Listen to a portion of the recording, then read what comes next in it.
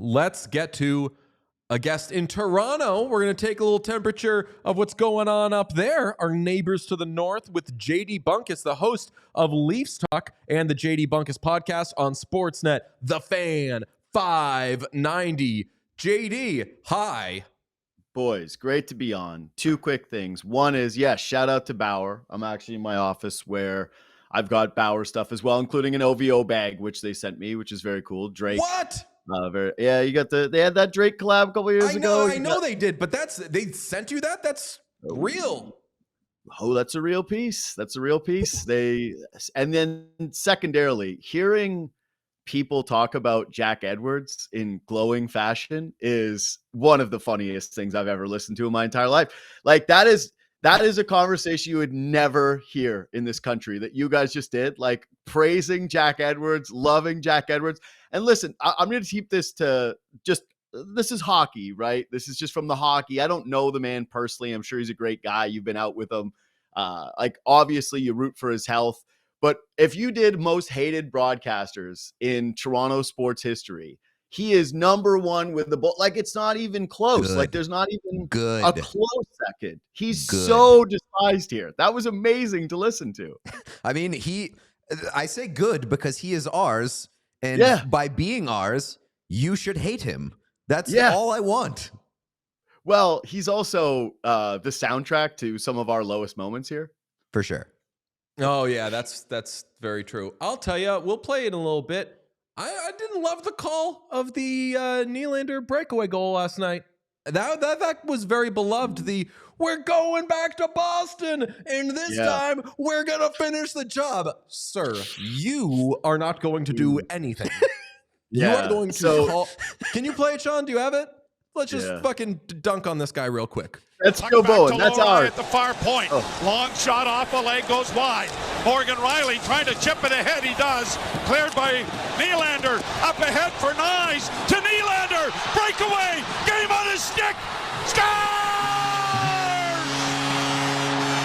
Great call. Nylander makes it 2-0.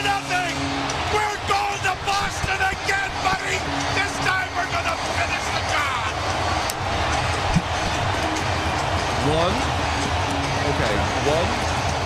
All done, Sean. Thank you. One, if we're going to worry about people's health and broadcasters' health, he sounded like he was dying. So that's good. I like that. That sounds good. I like when a broadcaster sounds like they're really at the end of their rope there. Yeah. He didn't take a breath because he didn't want to. Mm-hmm. That's his prerogative.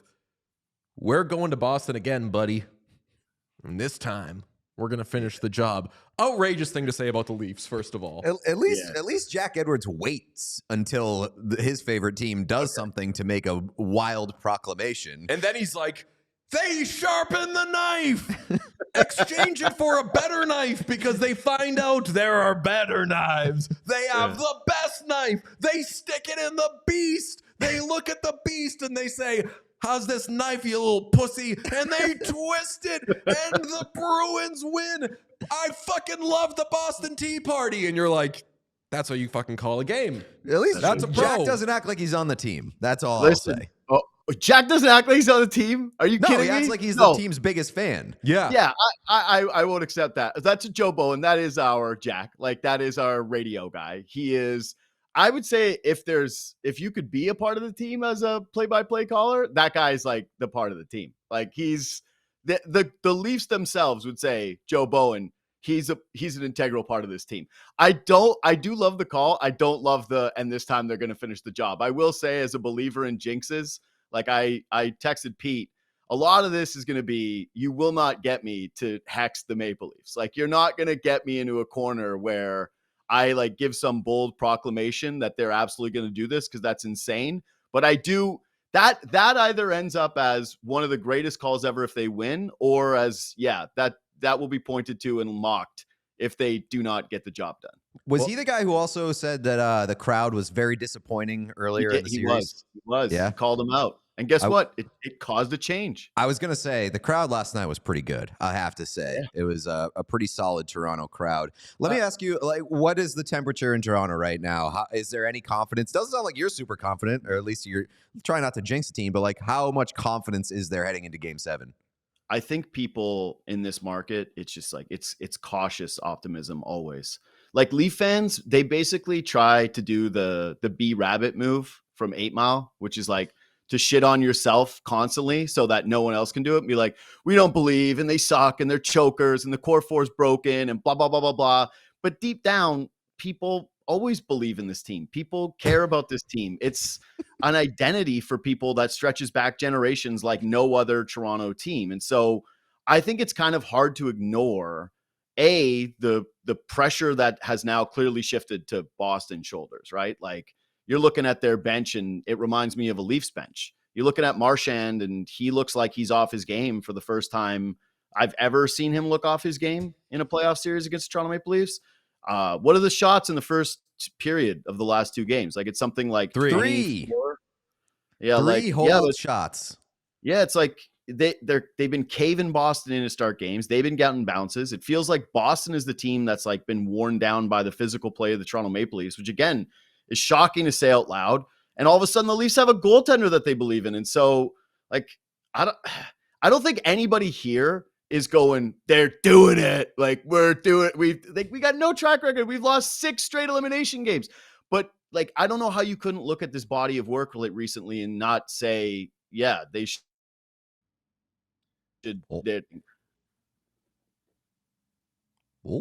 We may have lost you for a second, but Yeah, we got you now. Yeah, you're back. But Leafs fans might not be doing the Leafs are doing it thing. They're for sure doing the Bruins are doing it thing, which I guess is fair, but I would just remind them that every time the Bruins do it against you, they beat you in Game 7. Yes. That's why there's no unbridled optimism here, is we don't have anything to lean back on. And in fact, the one time Leaf fans got excited, which was last season in the playoffs when they finally won a first round, like that's how low the bar was, is I was in junior high the last time that the Leafs won a playoff series. They win one time and it immediately turns into huge embarrassment. We want Florida chance. The getting body bagged by the Panthers immediately, not being able to score any goals. Like this is a franchise that is very, very used to embarrassment. And so I think that what we're in right now is a bit of a ghost off between the Bruins and the Leafs. We're in an embarrassment off, like you guys trying to potentially end up with history of being first back-to-backers with 3-1 blown series leads. Toronto with 0-for-6, I think, in their last game 7s. Yep. Like this is 2 tortured fan bases with Leaf fans being worse. And but I'm saying, if you're looking at this from a just objective standpoint with where we've been the last couple games of the series, where momentum is at, you have to side with thinking that the Leafs are in the better spot here, which is shocking because they don't have Austin Matthews, their best player. Speaking of Austin Matthews, I mean, what do they do? Like, are they letting him walk at the end of this? Or how do you deal with the fact that they've kind of found their right mix and it is to not play Austin Matthews because they're terrible with Austin Matthews and they're very good without him? Yeah, I gotta say, DJ, you're killing us. This is great. I had you for a second. This is like that was a pretty good setup. So here's what I would say, and I think you guys probably agree with this too: is the Leafs are out shooting the Bruins, but you guys ever feel like it's like super high danger? I don't think that the Leafs are. The Leafs are outplaying the Bruins in that the Bruins aren't fucking playing. Yeah. I'm not super impressed with, and if they were playing well, I genuinely would say they're playing well. Sure. I haven't been impressed with the Leafs. I haven't been impressed with Joseph Woll the last couple of games. I think that they are for sure the better of the 2 teams, but one team is legitimately like not showing up to class. I think the most damning thing is that you could say that the Bruins were much better in Game 6 than they were in Game 5, and the Bruins had 2 shots on net through 30 minutes and basically got shut out in Game 6, and you still can come away saying, well, they played a much better game than Game 5. That's how bad they've been playing. He's frozen, but I'll say I also forgot that Matthews was really stunned by that point. I forgot Matthews' new deal starts next year, so they'd have to buy it out, and I'll pull up the buyout calculator on it. But 13.25 for a player who makes them better when he sits. We bit by the Canada Wi-Fi again. Nice. Yeah, Although, he's on that classic. Jarvis. As someone pointed out, Liam has had the worst Oh, Wi-Fi, yeah. and he was American. He was America. American, yeah, for sure. But Yeah. yeah, the other Canadian Wi-Fi hasn't been too bad. I got the worst Wi-Fi. The Canadians, we have the No, worst Wi-Fi. This is Lee and tough. McHugh had the worst Wi-Fi. That Long Island Okay. Wi-Fi or whatever it was. Bob Stauffer sounded good. Mhm. We couldn't get He video just from couldn't him. figure out how to use his. We're camera. assuming it was an operator error. Bless his heart. This one's tough because I do a literal live stream show after each game. That's what Leafs Talk is. But yeah, all I was saying is they'd kill for Austin Matthews' prowess right now. Like game 2 is by far the Leafs' best performance, and it's because Austin Matthews is awesome. Like I don't think anybody here would be professing that the Leafs are so awesome. Like part of this feeling that people have here, and myself included, is you're excited to beat the Bruins. Like the potential of beating the Bruins, that would be incredible. We definitely would love to see the shoe on the other foot here, like you guys suffering rather than Toronto sports fans, to not be the most embarrassing team, the team that loses 7s in a row. But what I would say is there's actually a section of the fan base, and I think I'm included in this, which is thinking, man, if they do win this game, that means they're going to keep doubling down on this core. Like maybe then Mitch Marner is safe, and maybe the coach is safe, and maybe they kind of view this as go into next season and everything is fine. And that's kind of a terrifying prospect too, because what you're seeing in this series is like two pretty mediocre teams. I don't think that this is a case of Toronto being spectacular. So yeah, to kind of summarize where I'm at with the series, like I'd kill for Matthews. I'd kill for a game breaker, because I think that, like we saw it in the last game with Nylander, that's what it's going to really come down to. Well, I mean, you discuss the implications of what happens if a team wins. I mean, this is the Schadenfreude Bowl for neutral fans. Like, what do you think is who has the bigger impact for a potential loss in Game 7? Because there's been so much talk about the Leafs blowing it up, retooling or whatever. But now that conversation is happening with the Bruins too. Like, what has the bigger ripple effect, the Bruins losing or the Leafs losing Game 7? So the Leafs, like they are run by a group called MLSE, and they just got a new president over there. And so there's a new guy in town, and usually when there's a new big boss, you start to worry about jobs, right? Because people bring in their own people. And so the word has been that if they lose in the first round, the core 4 thing is absolutely done. Sheldon Keefe would absolutely be fired.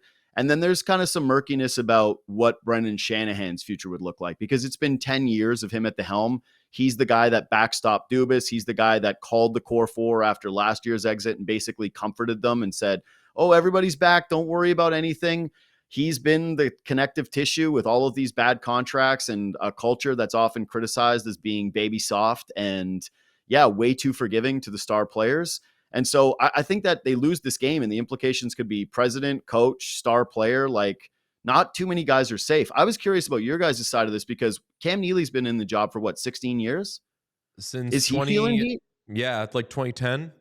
Yeah. So it's like, what is the pressure level on the executives in Boston? Because like you guys get lauded for the culture all the time. I'm sure you've had Claude Julien on your show. He's talked to me about Boston culture. It gets handed from one coach to the next and leader to leader. But yeah, just if you blow this one and it's back-to-back 3-1s, I got to feel like heads got to roll. So famously, a handsome reporter asked Don Sweeney after they fired Bruce Cassidy, how come you didn't get fired?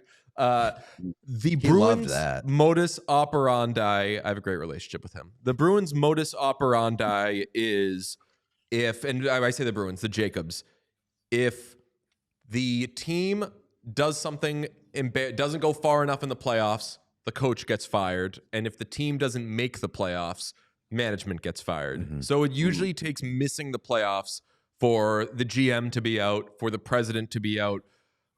I've gone back and forth on the job that Don Sweeney and Cam Neely have done, because I think, quite frankly, they've done an up and down job. I would not expect them to get pushed out if the Bruins lost, just because they still did make the playoffs. And it doesn't, they haven't blown it up in forever. No. And I think, like, if you're talking about heads rolling, Jim Montgomery is at the top of the list, just because, like, he's been a really good regular season coach and gotten more out of the past 2 seasons than we ever expected him to. But you can't ignore a 3-1 series deficit 2 years in a row and like the way that they've lost control of these series. Like I absolutely think that at least one head has to roll, and it's probably Montgomery's. I don't know how far it would extend beyond that. I'm assuming that the roster makeup would certainly change, but I wouldn't expect it to seep into the front office, at least not this year. And there's been a sense from like, let's say that there's been a sense from those close to the team that this summer changes will come, and that it will be more than just a couple of guys retiring, a couple of guys leaving. I think that obviously it was reported a bunch of places, we don't know this, but that they tried to trade Ullmark at the deadline. I think that Ullmark probably ends up happening this offseason, and who knows beyond that. Like, they'll make real changes to the roster. The question becomes there, do they take the opportunity to say, okay, well, now that like big changes are coming for real, do we reset it and bring in new guys? And losing in the first round in such an embarrassing way would, I think, give them the cachet and the goodwill with the fan base to do that. I don't think anybody would be too upset if they moved on from Neely either way, but it's just a way easier thing to sell to the team, to your fan base, if it's coming in reaction to something embarrassing happening. Yeah, I just think your coach like that. If that happened, that's a little papering over. And this is just an outside observer opinion. Like, your team kind of sucks. Like roster, the roster's not good. I think this year was largely viewed as a bridge year. But again, like if you had said, and Brad Marchand said this yesterday post game, is if you had told us at the beginning of the year that the Bruins would have made it to Game 7 against the Leafs, Brad Marchand said we would absolutely take that, and I agree. But he said it doesn't matter how you get there. I disagree with that. When you have a 3-1 series lead and for the second year in a row you blow it, it absolutely fucking matters. And we had the bigger picture conversation with Feidelberg earlier. It's this team, going on years at this point, has a severe lack of killer instinct, and that needs to be addressed. And I think the roster, that has to be reflected in the roster and the changes that you make to the roster going next season. God, we did the killer instinct talk like a couple of years ago in Toronto. It was after they blew it to Montreal, right? Because they blew their 3-1 series lead of their own to a far lesser opponent. And that was the buzzword that came out of the offseason, was like the Leafs need to find a killer instinct. And how do you find the killer instinct? And we spent an entire year talking about that. It's like they really did a great job with the PR. But yeah, like Pete, when I had you on my show last week, I asked you like, who are the Bruins that you love? It's like Zacha was, I think, the guy you mentioned. He's been getting caved in this series. Like, where's like Coyle at a chance last game? I could not tell you who the Bruin is that I'm afraid of, other than like Marchand in a big spot, or like if Pasternak is wide open, but nobody's driving play for you guys. And even the blue line, like McAvoy is human. Like there's no McAvoy's had a bad series. He was actively bad yesterday. I think that was the worst game that I've seen McAvoy play in a long, long time. Your whole team is Jeremy Swayman. Like Jeremy Swayman has been spectacular. And even when Ullmark played, he was good. So, okay. You move your goal, like you move off of Ullmark. You got what? He makes only like 5 sheets, right? Mm-hmm. Yep. So it's like you get $5 million in cap space to try to reinvigorate that roster. Like, but you're giving Swayman a raise.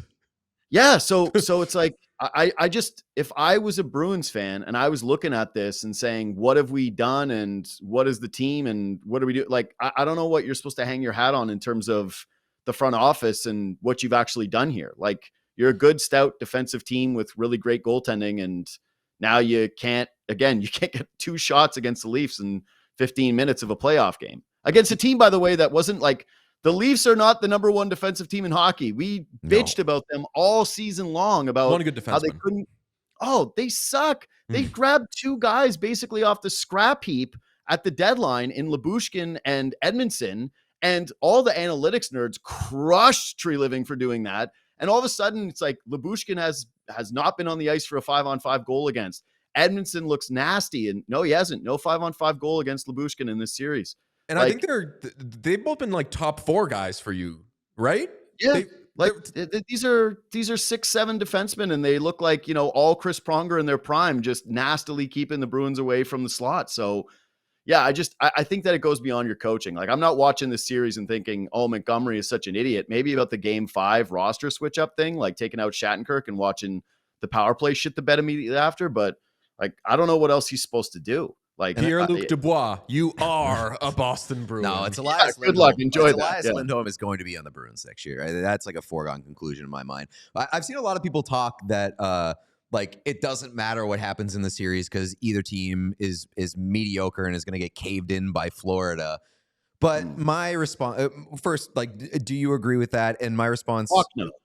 you don't think so? You 2-2-0 against the you were saying earlier, we were talking off the podcast, you were saying that you feel really good against Florida because you think the Bruins the Leafs are getting there, and you were saying they're 2-2-0 against them in the regular season, and there's a lot you see there that makes you confident the Leafs will actually be in the conference final, right? I think anybody in their right mind knows that Florida is an absolute wagon, and that the likelihood of Toronto or Boston beating them would be fairly low. Like, I don't know what the odds would be, but I'd probably set Florida as like a minus 300 favorite in that series, like something along those lines.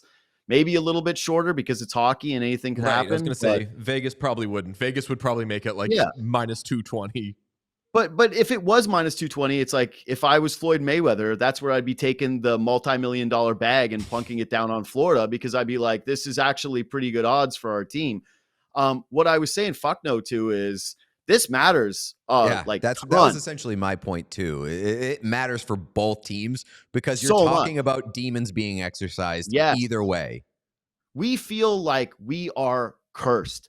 Everybody here, like, this is again how bad it is. They've come back in this series, and most people's opinion is this: they only came back because this is the most torturous way to lose. Like, we were already done with the team. Everybody buried them after 3-1, and now they battled back, and they're going to have a game 7, and they're going to go fucking another loss here. They're going to lay an egg. They're going to shit the bed. And then everyone here is going to look like an ass for like actually believing that they could win this series against the Boston Bruins. Marchand's going to give a quote. He's going to take a shot at somebody. And like, we're going to be at locker room cleanout day doing the same thing where we hear William Nylander, Matthews, and Marner saying that they love the group and people are going to want to tear their hair out. Like, we're broken here, like deeply, deeply broken. We need this win. Like, we need to have something to glom onto that is something positive for the Leafs. So no, this could not be bigger. And it's weird to say it because I do think Florida would beat the brakes off of them, but like, just having a moment like this for the fan base that's had so little, like in the last 20 plus years, it's massive for the city, like, and huge for the city. And from the Bruins perspective, it's not that you lost, it's who you lost to and how you lost if they lose the series. And at least if they make it to the second round and get caved in by Florida, you can say, you know, they lost to a better team and they managed to get past like getting in their own way in the first round, which if that happens again, like, again, the concerns around Montgomery and what he's able to do with this team will be like the prevailing sentiment. Let's also not forget the Bruins tanked for this matchup. The Bruins tanked at the end of the season because they wanted to get the Leafs. I don't know if they is did something that on I purpose. respect. I think, like, if you think that you will do better against a certain team, by all means, go for it. Don't be stupid. And I think they did the right thing because I think Tampa would have beaten them.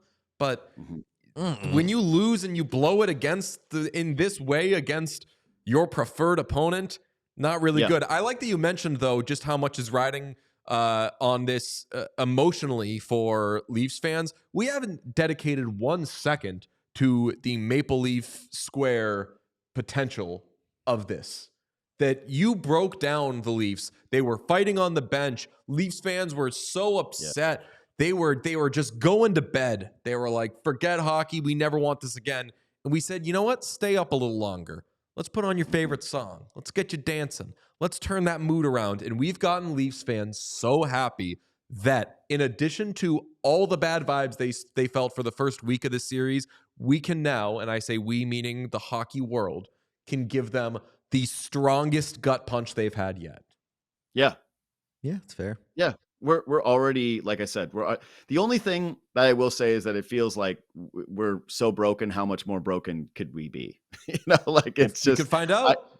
I don't know what that level is. And yeah, I will say that the Maple Leaf Square, God love those kids being out there and standing, and different time I would have been there too, you know, standing in that square and cheering on the team.